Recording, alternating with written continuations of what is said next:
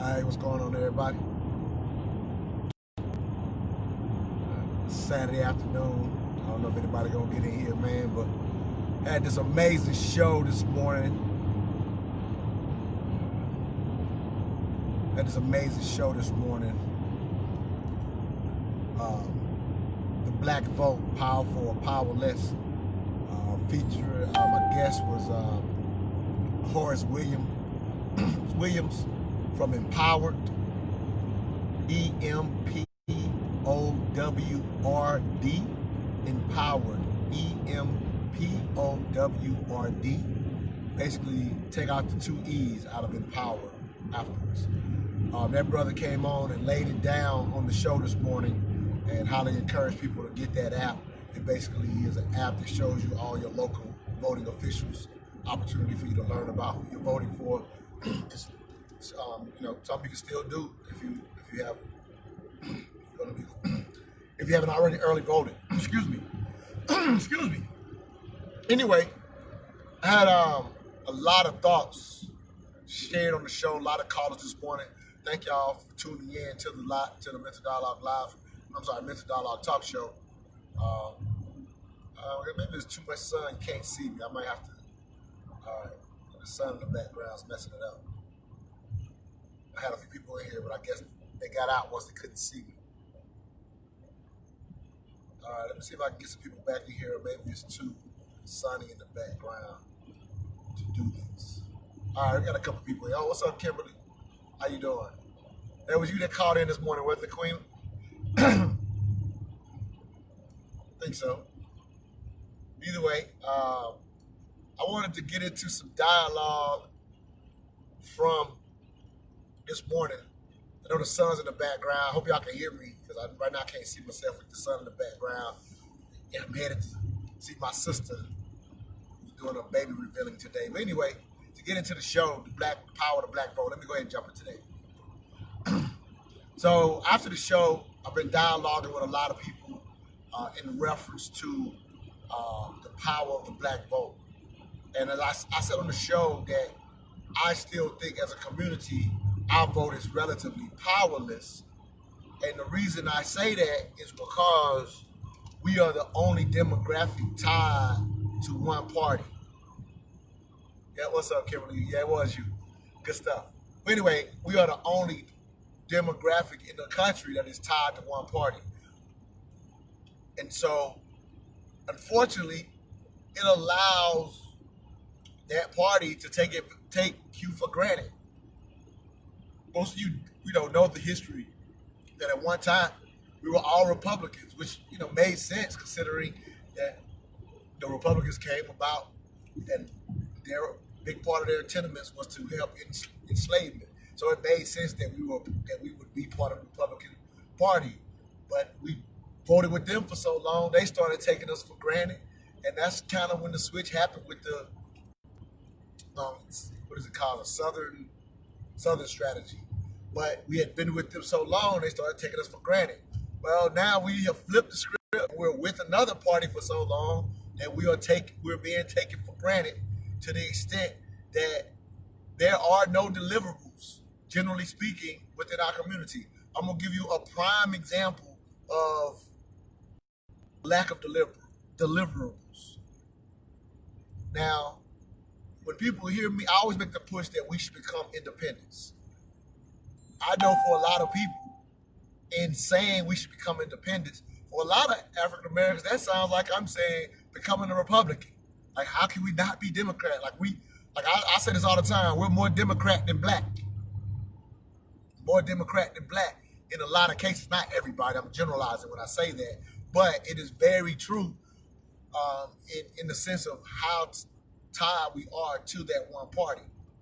I'm saying it to say this. I'm gonna give you an example of how we're tied in, and it's to our detriment. So, if you think about the last 8 years under Obama, as proud as we were of that brother getting being the first African American president of the United States, and there was always this idea for those black critics who would say he's not pushing anything in particular for our community. and why is that okay? And so, we kept hearing, well, he's the president of everybody, not just black people. That was kind of the term we always heard or whatever. Well, Obama, to a certain extent, ran as a political outsider, and then as he got into position, as the presidency will tend to do, he moved more back to the middle and ended up becoming kind of part of the establishment, generally speaking, than he probably intended to.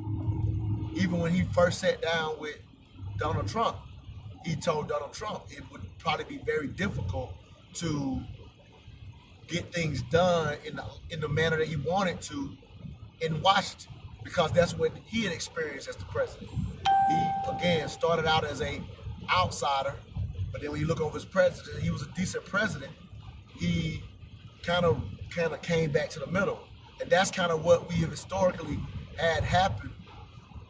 We've had happen with most of our presidents. They basically have been forced to kind of come back to the middle because of how DC has established itself. DC is very established, and so for us as the people who are somewhat apathetic with the whole political process as a country, as I said on the show this morning, about 40% of the country doesn't vote in even general elections when it's time for the presidency. I mean, a lot of the people in the country do not vote, so the whole country has become apathetic, and so Obama came through as this, got this light of hope, as someone who hadn't been a part of the establishment that long. Whereas at first they thought him being a kind of a young congressman, some people thought it was too soon. He ended up using that as his strength to say, "Hey, I'm not part of the establishment." But then we see his presidency, he came back and kind of to the middle. As he came to the middle, so what ended up happening in the African American community specifically, what ended up happening was there was a tear between African Americans saying, well, where's the policy that looks like he's supporting things that are necessary for the black agenda? And everybody again would say, he's the president of everybody. He can't just run for black people. And so there wasn't a lot of things that our community could point to say, hey, here's what Obama did that particularly helped us. There were things that helped the country, and so we applaud that.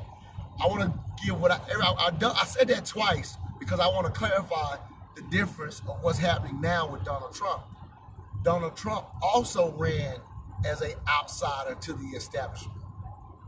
Bernie Sanders was another example of an outsider to the establishment, in the sense that even though he had been part of Congress for a long time, he had made all the millions that a lot of the people who now, that once you become part of the establishment, you're going to get rich. He chose not to do that. But not to speak on him too long. Back to Donald Trump. Donald Trump ran as an outsider because, believe it or not, Donald Trump is still not a true Republican.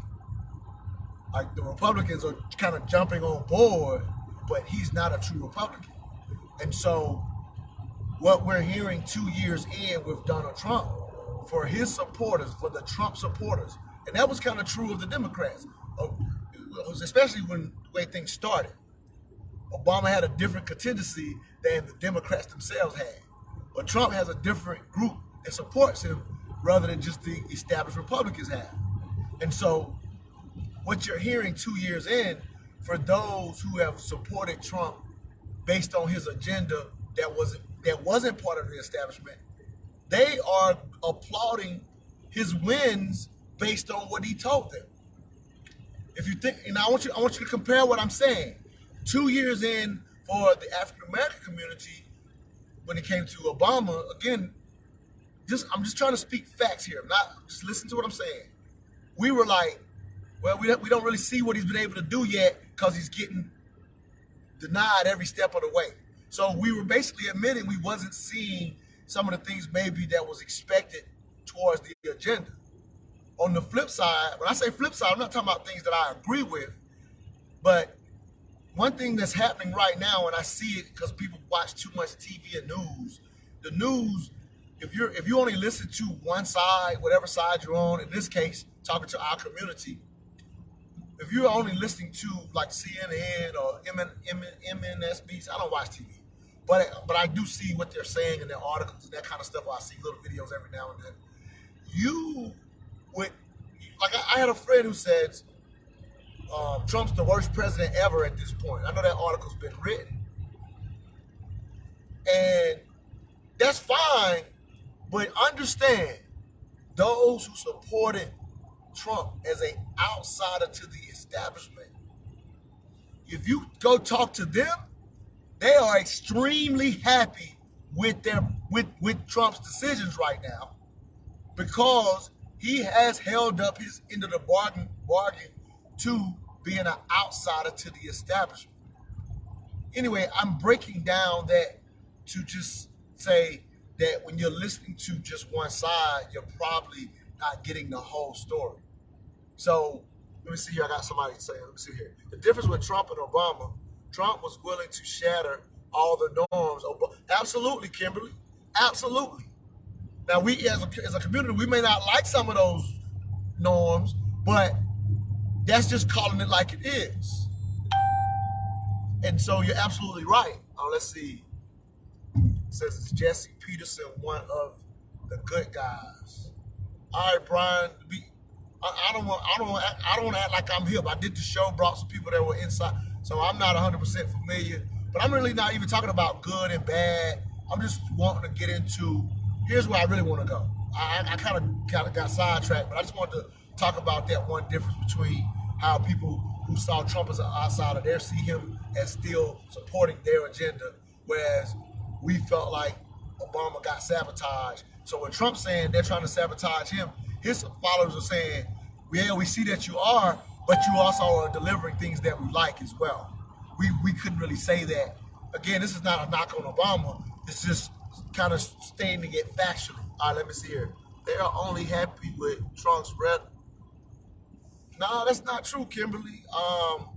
Like literally, if you go to, I'm talking about Trump supporters, not Republicans, because let's go back and think about how at one point the Republicans was hoping he didn't get the nominations, but the people that were already riding with him, if you go talk to them, they got a list. Straight up, I'm talking about a straight up bona fide list. We wanted this, we wanted this, we wanted this, we wanted this, and we got it. I got a couple friends, like they literally can lay it out. I can't speak for them because I don't really land on that side. But it's not rhetoric. The reason you think it's rhetoric because that's what you're getting told.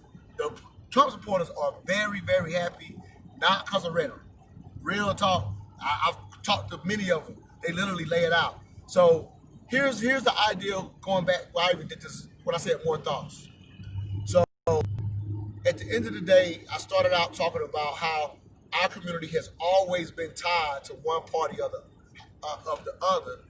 the other, historically and now, and how that has not served us politically to get any type of thing that we were looking for because we get taken for granted.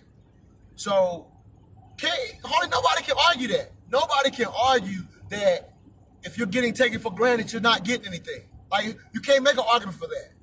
So when somebody like a Dr. Claude Anderson, let me see here. Dominique says, everyone got a list except for black folks. Yeah, you're right. Yeah, lack of an agenda. But Dominique, tell me this.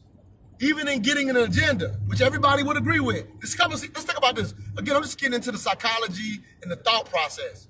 So, good point, Dominique. It was said on the show. Janelle Jones came on the show talking about our lack of an agenda, our lack of an ask, playing politics without an ask. All of these are mistakes. So think about this, Dominique. Good point. We have a lack of an agenda, and we're tired, right? Absolutely, Dominique. I want you may not remember this, but that we more Democrat than black. That's mine, babe. That's mine. I know I've been seeing you using it ever since, but I want to throw it out there. You've been using it ever since. But I sneak mine out there, my little memes out there every now and then. But I've been using that one a long time. We're more Democrat than black, baby. But anyway, I want to get on the point that you made about the lack of an agenda. I want to connect these two things. We're tied to one party. I'm upset no matter which party we're tied to. That's a mistake. Being tied with a party, they take us for granted. Everybody could agree with that. Then if we say, for the most part, we have a lack of agenda, Most people would agree with that. Most people would agree with those two things. Well, both of those go hand in hand. So here's the mistake that some people make with the lack of an agenda, Dominique, and it's this. When you say we miss an agenda, if they see you point that out, everybody would applaud you, and I would too, right? But the assumption in our heads as African Americans in general is, yeah, if we got an agenda, then we can start holding the Democrats more accountable. Like we're still tied without realizing that the agenda would give even more reason, which I know you understand this, because again, this ain't nothing but what Dr. Claude Anderson taught us. If we were to get the agenda, it would give us less of a reason to be tied. And in fact, to ensure that we got the agenda met, we should make the agenda and present it to both sides equally, saying, which one of you are going to give us the most things on this agenda? Now, we're so afraid, we've been told to be so afraid of the Republicans, we would do the same thing we do with Trump. We would just assume, even if the Republican says, if let's say we come up with 10 things on the agenda, prison reform, in my opinion, should be number one. Well, number one on all Americans' list should be get money out of politics. That ain't even a racial thing. But for our community, prison reform, in my opinion, people could offer others. But either way, let's say we had 10 things that we said, you know what, we're gonna start playing the game correctly. We're gonna put together an agenda. Right now, we will put the agenda and literally hand deliver it to the Democrats, who, as we already know, take us for granted, who would say, oh yeah, we're gonna meet these things, vote for us, and not give us any of them, even if we had the agenda, even if we had the ask. So creating the agenda would also preclude that we are not tied to either party. It's the only way to make it effective, because we would set the agenda and we'd say, all right, here's what we would want to deliver on. Now, politics is a long-term game. It's a long-term game. So we can't be prisoners of the moment. So let's say we put this together, we get the 10 lists, the list of 10 things that most of our community could agree to. We're not a monolith, not all of us would agree to it, but generally speaking, let's say we got 10 items. Well, both parties, and we're doing what I'm saying, we're willing to submit it to both parties to say, can you meet this? Well, they're gonna tell us, they're gonna give us their plans on how they could meet it, policies they would try to put together to meet these agendas. We should honestly look at both policies. Well, here it is. Even in the one coming up with the best plan that we say, all right, we're gonna block vote with this group. Well, for the sake of this scenario, let's say it's the Republicans that present the best plan back to say, we not only will we support a part of their, you're not going to get everything you want in a political agenda, right? It's a give and take game. Let's say they support 6 and the Democrats support 5 of the 10, right? So we say, all right, we're going to run with these Republican candidates because right now they're giving us that they can deliver on 6 out of these 10. So when they get into office, they might only deliver out of 3 out of the 6. Some people would say, well, we should have known that was going to happen anyway. They're Republicans. No, the reality of politics is even when you get into office and try to deliver to your constituents, the give and take is you still may not be able to deliver everything. Now, listen to what I'm saying. I'm not saying that alone says stick with them, but the beauty of this process, if we were to become free agents, like Dr. Claude Anderson says, is, oh, they only delivered over 3? Oh, well, we're going to go back to the Democrats and see if they can get us all 5.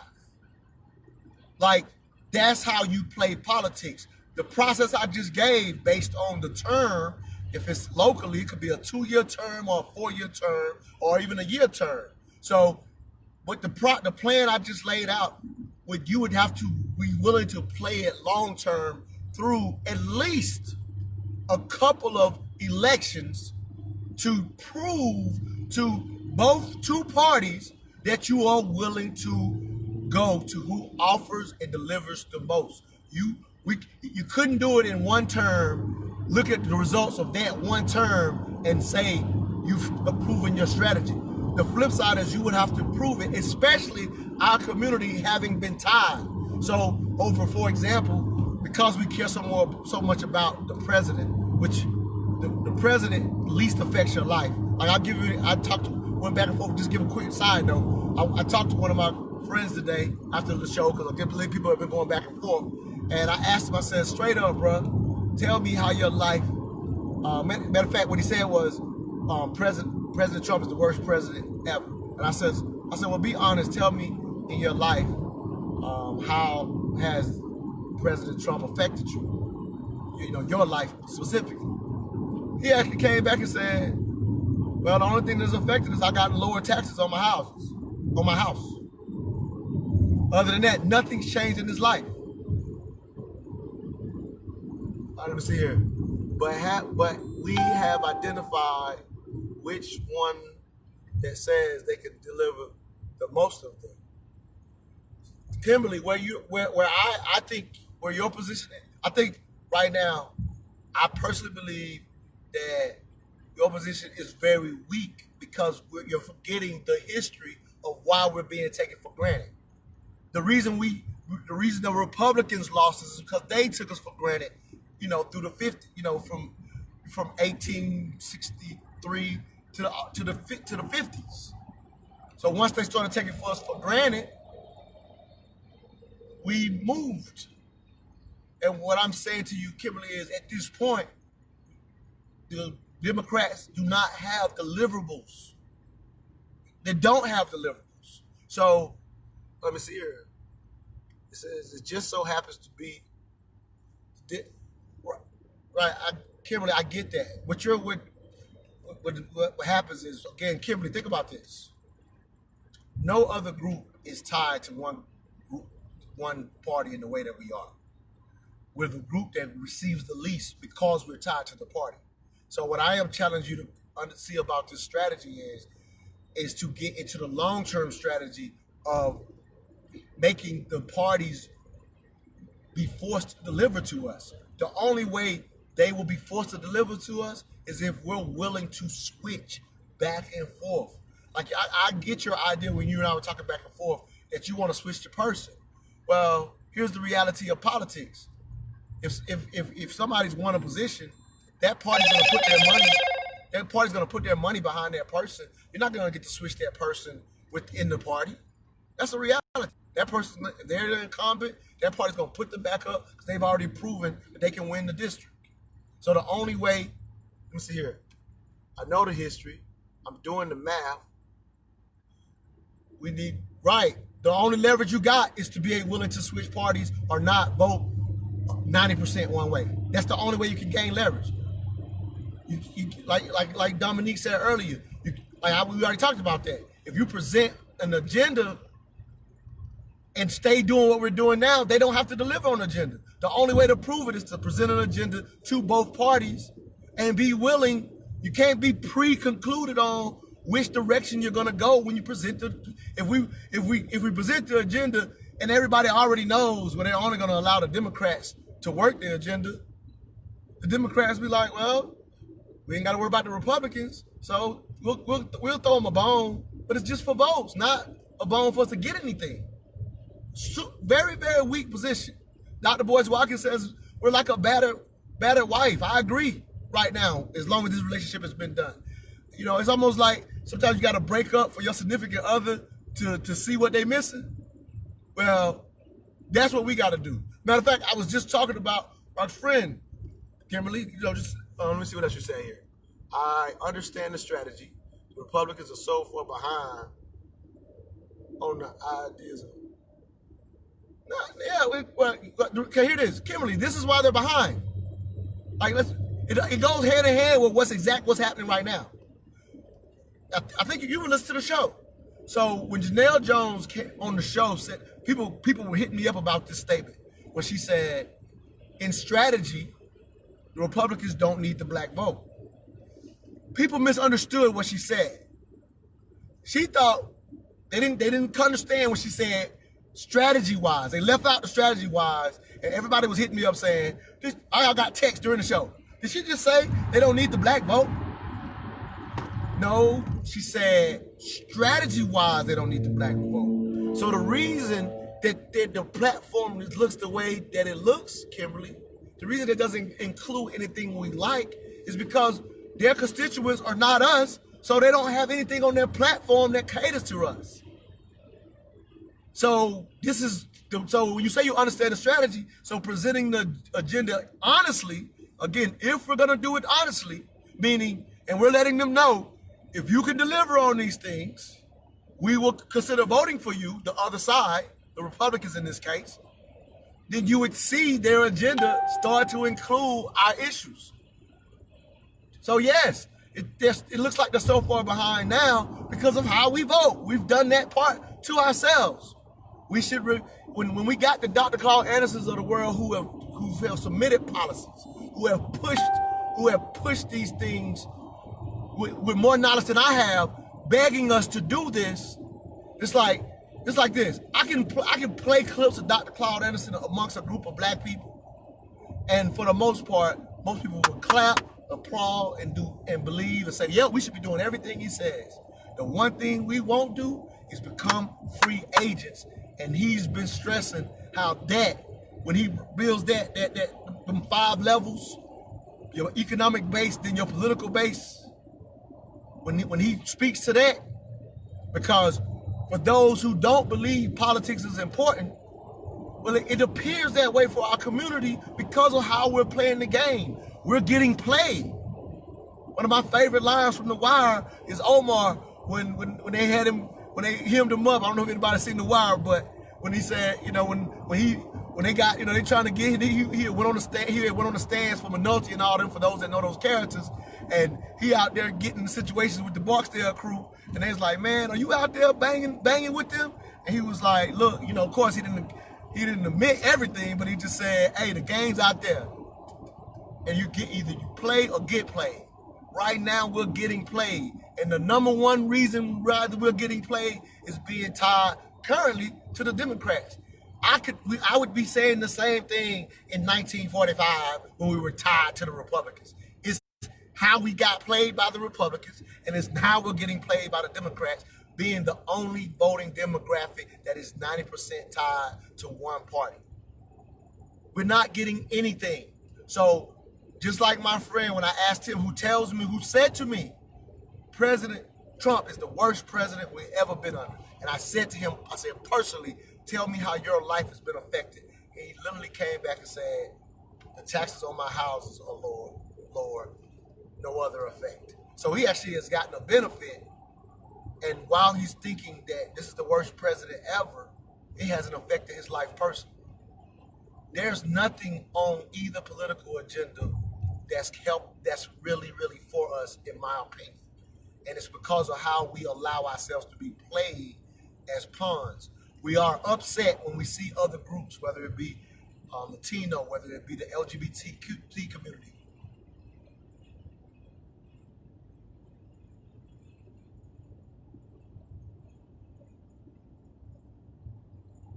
Okay, Kimberly, I understand you can't. Yeah, I'm trying to read you and go back and forth with you.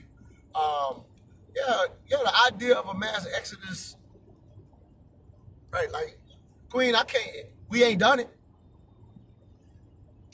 And I absolutely know for a fact that if just more of us would become independent, and when I say I know for a fact, what I'm talking about, like, for example, I did this show a year ago, and I brought this guy who's a big Republican guy, I think out of Colorado, whatever, maybe Texas, white guy or whatever. And I said to him on the show, I said, what if blacks were to become free agents politically? I just said that to him on the show. The dude almost fell over himself over the like saying, he was like, we were probably like 25, 30 minutes into the show, and he was like, oh wow, if that became true, I would want to stay on the show for another couple of hours trying to figure out, you know, what we could do as a platform to capture some of that vote. Like, he was falling over himself.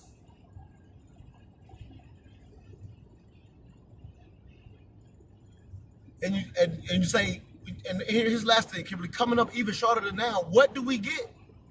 And like I said, when I got a friend who said, under the worst president, Like I've asked plenty of people this, what's changing your life under Trump? So I'm clueless of what could be worse. Because it's not having an effect, especially when we're talking about presidential elections. What I am talking about is super effective locally. I'll give you one last example, and I'm going to end it. I'm probably being too random. One last example I'm going to give you. This was said on my show last year too as well. There's another brother who does political strategy as well, and he was asked, there was this Asian community that was wanting to get involved in politics. As I said on the show, we all understand Asians are not highly involved, generally speaking, from a general standpoint, in politics. Sorry. So, but this Asian group, they wanted to get involved based on some things that were going locally. A lot of them were living in this one area, and they decided in order to further their business ventures, they needed to get involved in politics, and because they were new to it, they wanted to bring in this political strategies. And so, to help once they get their strategy together, to kind of help them push it through and see it through. So what he ended up saying was he was super intrigued at how they put together their strategy. So they were looking at the couple candidates, and they actually thought that one of the candidates kind of was more in line with the things that they were looking for. And so he said as he was watching a strategy movie, as he was watching this strategy session, they were kind of saying, a lot of people were lining up saying, well, he's most in line with us. And said somebody ended up offering in the strategy session, says, but if we, because they hadn't been aligned, so this was going to be them coming out to vote. But somebody said in the strategy session that, well, if we line up with this guy and the guy that was most lined up with their strategy was the incumbent, and they was like, well, he says even if we come out in new numbers and we line up with the guy who's right now polling to possibly looking like they may win again. They said if we line up with that guy, our coming out to vote will seem insignificant. And they said if we line up and put our money behind the guy who has the best chance of unseating him, that guy will owe us. And that's once they put that together, the strategists came in and showed them how to present themselves and get involved in a very local election based on where their businesses were, their churches were. And that's a dope concept. So locally, Kimberly, this can be put into action. Let me see what I said. I got another comment here.